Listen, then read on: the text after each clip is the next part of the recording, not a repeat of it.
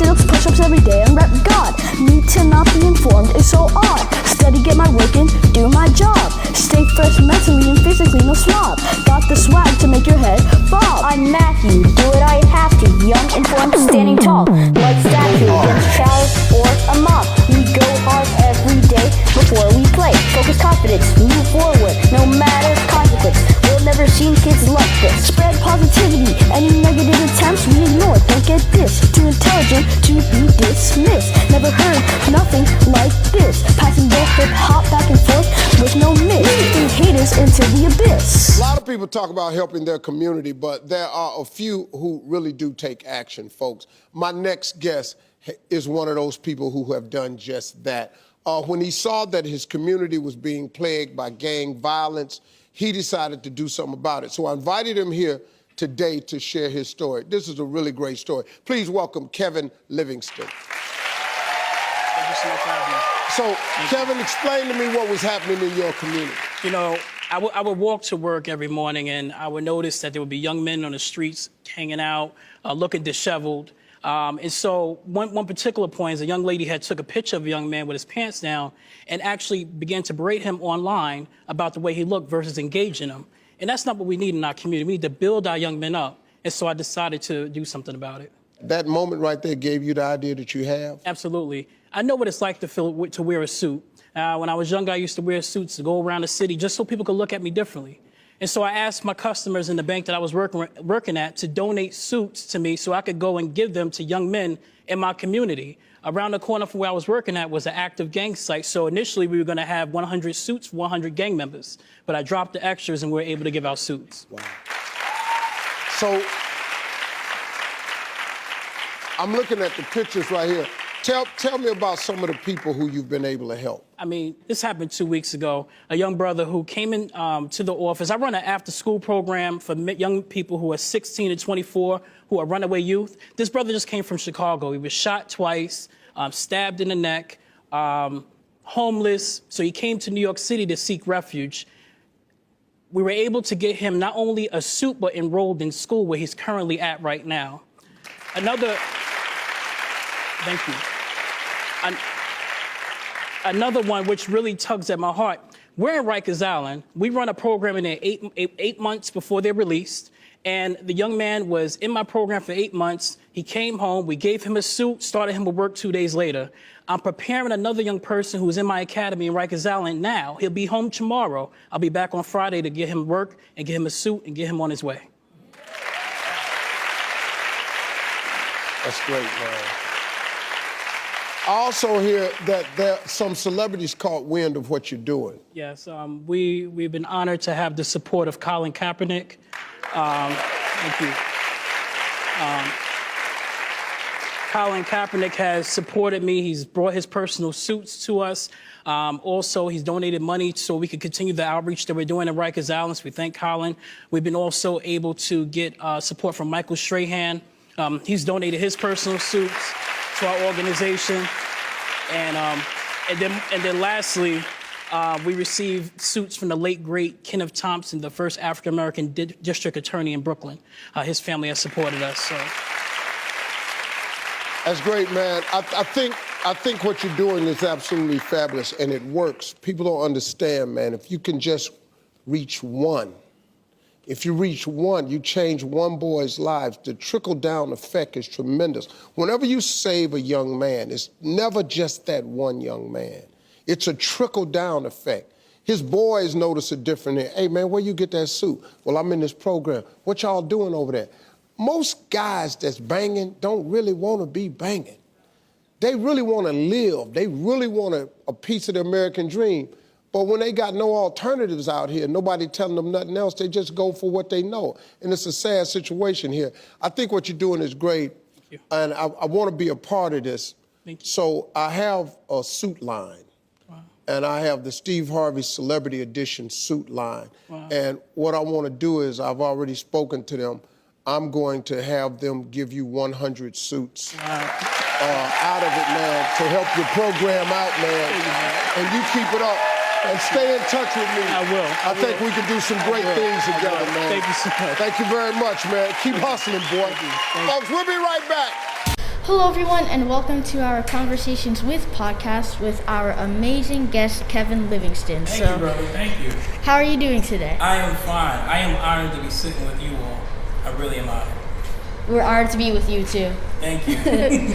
So to start off, when did the mission and purpose of 100 Suits come to mind and how did it come to mind? So it started because I seen young men that looked like you, right? Wanted to give them a suit and let them know how it feels to be in a suit. Because I love wearing a suit, you know? And so I started that back in 2011. What inspired you to help unprivileged men and women around the world in the job search process? Well, what inspired me personally is to be a resource, right? You always want to give back and see what you can do to help others. And so I'm just honored that it actually took wings. But the inspiration really came from young men that look just like you. I'll be very honest with you. Thank you. This is very encouraging to do this meeting. Thank you so much for coming. I really appreciate it. And the young men that looked like us, were they struggling with self-esteem or confidence that caused you to want to let them know what it feels like to be in a suit?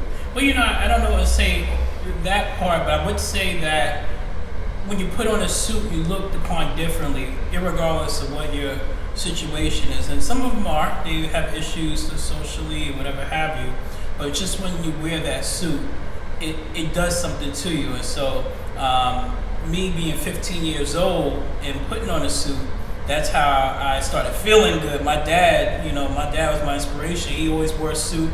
My Uncle Chuck always wore a suit. So I took that inspiration from them, like you guys take your inspiration from your dad. We also noticed that you give free haircuts to men and wig or salon referrals to women. What was the inspiration behind that service? Because I would give a guy a suit and, barbers would charge me to cut the guy's hair, which I understand, but I didn't have the money. So I give you a suit, but you have like an afro or you have you're not looking correct. And so I asked my barber to come in and teach me how to cut hair and we never looked back. What is the process of helping people in need of business attire like? Well, they would email us, let us know what they need. Obviously, COVID has changed things, so they have to email us their sizes in advance, but we still do them. We're still collecting. To date, we've given over 50,000 suits throughout New York City. So, can you tell our viewers what your email is? Sure. 100suitsnyc@gmail.com. Thank you. You're welcome. We also noticed that Colin Kaepernick and Michael Strahan are supporting your mission as well. Mm-hmm. What was your reaction when you received such support? Well, Colin was different because I didn't even know he was coming. It's funny, nobody knows the history of that story. I got a phone call from somebody that works for him, was saying, "Hey, Kevin, we want to meet with you." And I didn't feel like going down there, so I said, "I'll be down there later." I made them ride around the whole area for about an hour and a half. And then when I said I'm there, then Colin Kaepernick came out the car. Nice. Yeah. So I actually had him wait for an hour. What is your partnership with Know Your Rights Camp like? That's my family. Since I've started working with Colin, he has been nothing but supportive through the pandemic and just overall supporting my Know Your Rights Camp family, which is a nationwide. And we do worldwide outreach on the mission of knowing your rights about health, about dealing with police, about education, about knowing your rights, just overall. I'm an honored family member. I call them family because really are family. Can you also tell us about your upcoming event, Breakfast with Santa? Absolutely. I love Santa Claus. I'm 43 and I still believe in Santa. I really do. But, we're going to have Santa Claus come here. And we're gonna give pancake station activities. I know you guys will be here. We're giving you an invite right now. And make pictures with Santa Claus. We're gonna have a lot of fun. We have a comedian here. A lot of fun. Nice. Mm-hmm. What's next on the amazing agenda for 100 Suits? Supporting you. Oh, thank you. Thank you very much. We appreciate it. I really mean that too, supporting you. Thank you. Thank you. We appreciate it. We appreciate you. How long did it take before you started seeing success in these services?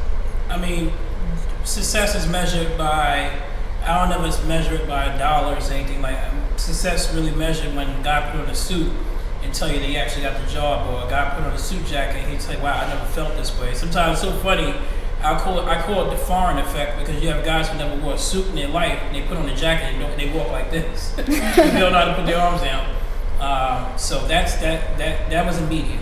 What were the first services you provided to the community? I started doing toy, like I'm doing now. I started doing toy events back in 2007. My first event actually was a turkey giveaway. I partnered with Senator Huntley, and we gave away turkeys at the bank that I was working at. And then I went to start doing Christmas things every year. So I'm actually going back to my origin, which is doing Christmas events. Nice. Yeah. What sense of accomplishment did you feel in 2015 when you got your nonprofit status? I felt good, but honestly, I didn't wait for I got forced to actually become a nonprofit because I just started. I didn't wait for nobody's paperwork. I just went out there and started doing the work. And beautifully, that was separated me from a lot of people. So my success came way before those nonprofit people came in. We also noticed that recently your mini documentary aired to millions of viewers in Japan. Yes. What was that process like? They came by here and they were honored by our work, and that was like really nerve-wracking to get. I was getting so many inboxes and translations. I have no idea what they was, but it was really, really honoring. They came by here and supported us. What was the inspiration behind the documentary? This is not the first one. We had a documentary aired on us in Germany 2 years ago. So that was Galileo, which is a big media out there. So Germany has ran one with us. We have a big following in Germany and now in Japan. So we're looking to tap into these things. Can you tell us about your recent event, 100 Soups? So that's during the pandemic. I hired a staff to cook soups for senior citizens in homeless shelters. So I went and I bought the food and we rented out a kitchen. And so my staff would cook soups every week and bring it to senior citizens in the shelters in Jamaica, Queens. What was it like being on the Steve Harvey show? Steve was dope. He was good. It was pretty exciting. He's tall. He's very tall. Awesome. So that's all the questions we have. So thank you everyone for watching today's episode of Conversations With, and thank you, Kevin, for letting us interview you. And I just want to say that I am incredibly honored to sit with you. This is probably the most meaningful interview I've had ever. I mean it. I'm seriously. This right here will rank up there with the one I had with Steve Harvey.